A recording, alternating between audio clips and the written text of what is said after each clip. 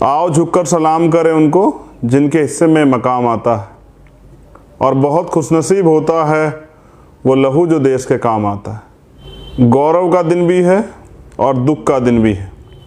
गौरव का दिन इसलिए है क्योंकि अपने अधिकारों के प्रति लड़ते लड़ते बलिदान दिए गया, और वो अपना अधिकार जो छीन लिया गया था, जिस पे दुश्मन ने नजरें गड़ाई थी, वो उससे वापस छीन लिया गया। आरएसएस और बीजेपी के षड्यंत्र पे SC/ST एक्ट को जो कमजोर किया गया था, उसको जो है उनकी उस साजिश को निस्तानाबूद कर दिया, और वो साजिश थी SC/ST एक्ट को कमजोर करने के लिए।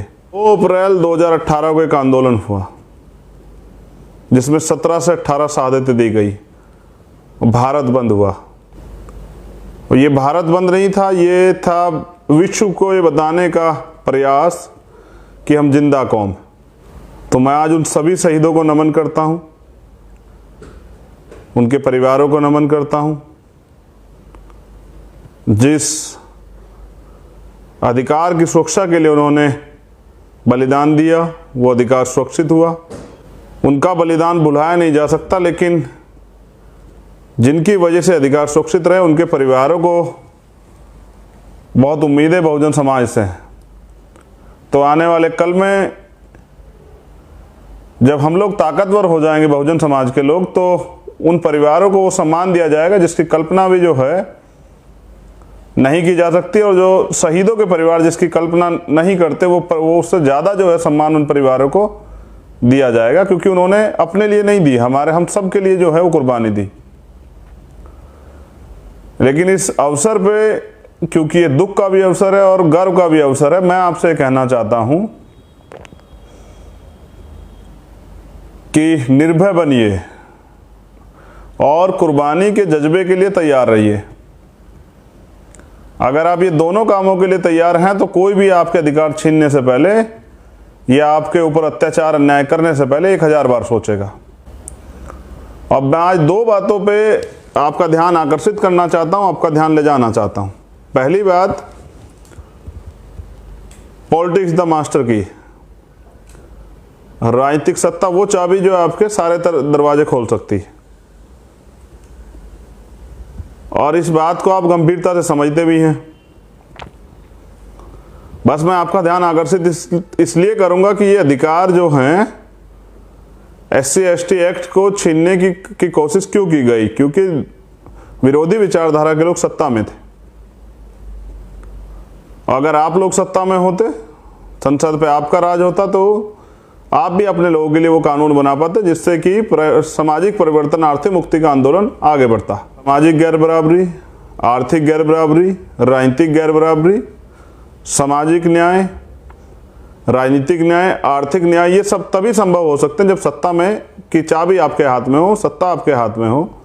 जिस तरह से आपने SC/ST एक्ट के खिलाफ लड़ाई लड़ी, तो आरएसएस के लोग इस बात को समझ गए कि जिस अधिकार को हमारे छीनना चाहते हैं वो इतनी आसानी से नहीं छीन पाएंगे। तब से वो पिछले दरवाजे से हमारे अधिकारों को खत्म करने का काम कर रहे हैं। निजीकरण उसका एक बड़ा उदाहरण है, और इसके लिए अगर हमें 2 अप्रैल जैसा आंदोलन भी करना पड़े तो उसको हम करके रहेंगे, क्योंकि निजीकरण एक जो है पिछले दरवाजे से आरक्षण खत्म करने का एक रास्ता बनाया जा रहा है। क्योंकि 2 अप्रैल के आपके आंदोलन को देखने के बाद पूरे विरोधी लोगों में खलबली मच गई कि अब तो जो ये अपने अधिकारों के लिए लड़ने मरने के लिए तैयार है, कुर्बानी देने के लिए तैयार है, कर देना चाहते हैं। और मुझे लग रहा है कि जिस तरह का सुप्रीम कोर्ट लगातार टिप्पणी कर रहा है, और हमारे लोगों का जिस तरह का रवैया, जब व्यवहार में उसको देख रहा हूं कि वो इसको गंभीरता से नहीं ले रहे हैं, तो इससे क्या होगा कि इससे आपका अधिकार जो है वो छिन जाएगा। शायद सुप्रीम कोर्ट ट्रायल कर रहा है सरकार के सारे पे, देखना चाहता है कि भाई आप लोग इसके ऊपर किस तरह का रिएक्शन देते हैं।